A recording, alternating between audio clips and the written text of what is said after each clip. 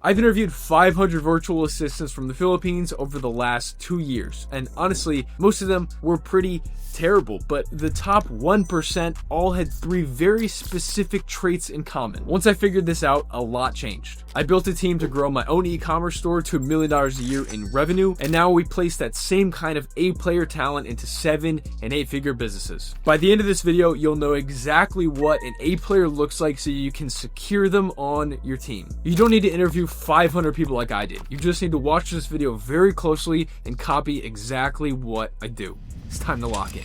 So many people focus very narrowly on the resumes. They look at the skills and the experience and don't even think about the kind of person they are. They completely ignore how the candidate actually thinks about problems, but we don't want a order taker. We want someone who can actually take initiative and think for themselves. Basically, someone that could excel at any role. Because the best VAs are not going to tell you how good they are at Excel. They're going to tell you a story about how they excelled and went above and beyond what they were expected of, how they solved a problem that they weren't even asked to solve. I've seen plenty of pretty looking resumes in my day, someone that has great experience, and then I hop on a call with them and I would never work with them. Like on my team, responsibilities shift based on what is most important at that time. So if I just hire people that are only good at this one narrow thing, they can't adapt. And so the first trait that is only present in the top 1% is ownership mindset. Some of the questions I would ask to uncover if they have this are,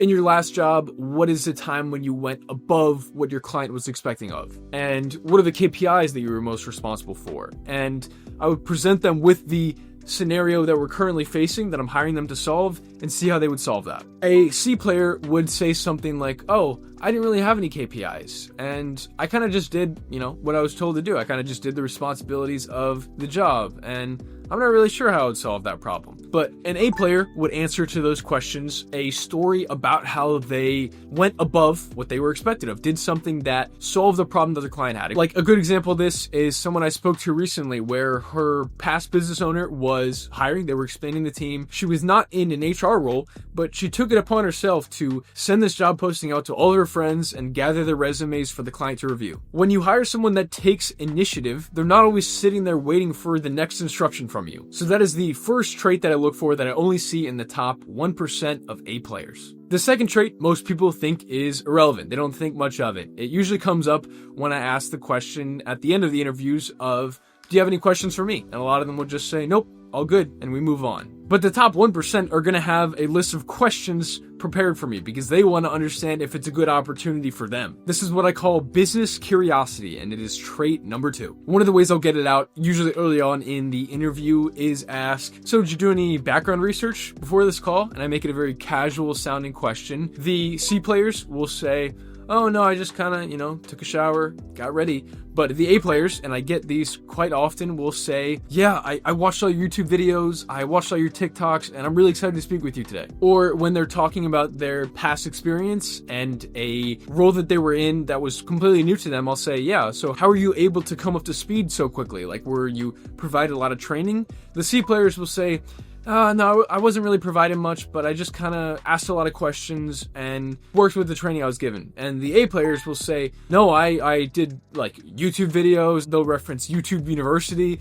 is how they learned how to do the thing. And they talk about how much background experience they put into learning how to do the thing rather than just waiting for it to be provided to them. Like I've had interviews where we're hiring for a more technical role, but not looking for direct experience. And they're like, yeah, last night, all I did was just watch YouTube videos on product research. And then the last way, like I said, towards the end is where I ask them if they have any questions for me.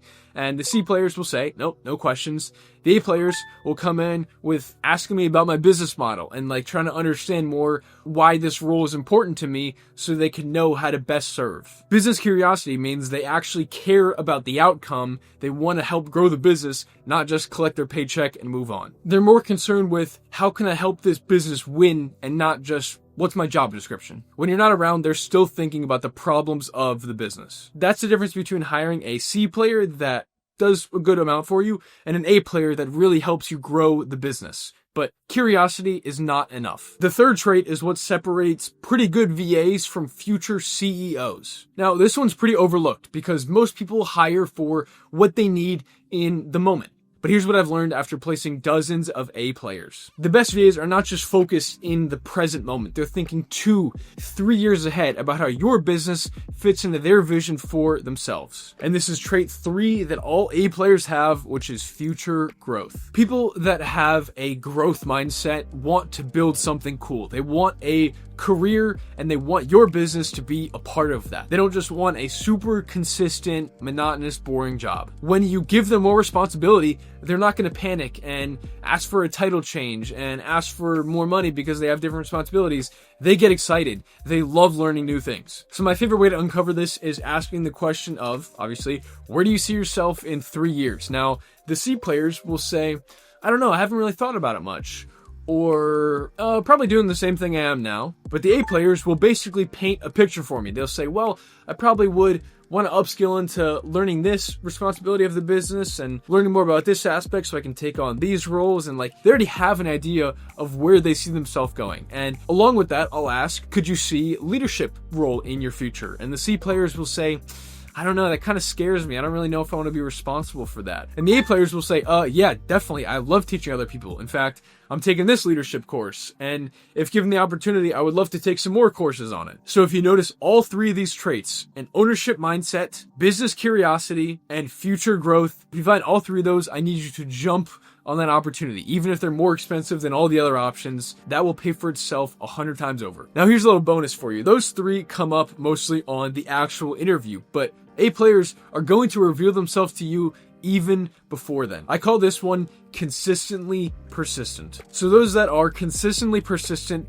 will have prompt response time, even on a weekend. They won't fall into any of the traps I set throughout our recruiting process. They will put in a lot of effort into their application, even though they might not have a payoff. They might not actually end up hearing back from me. They still put in their all. And when I do send them an interview link, they book the first slot available. When I'm on the call with them, I can tell they have this presence to them. They have this energy. I want to continue talking to them. And after the call, they will always send a follow-up email right after thanking me for my time. This one is important to me because someone who's persistent and detail-oriented throughout the application process is going to act the same way in the job. The application process is when I'm going to get the most effort from them. So look for these exact 4 traits and you'll never waste money on a bad hire. You'll build a team of people who think like owners, care about the business almost as much as you do, and grow it with you. That's how you buy back your time and scale your net profit the right way.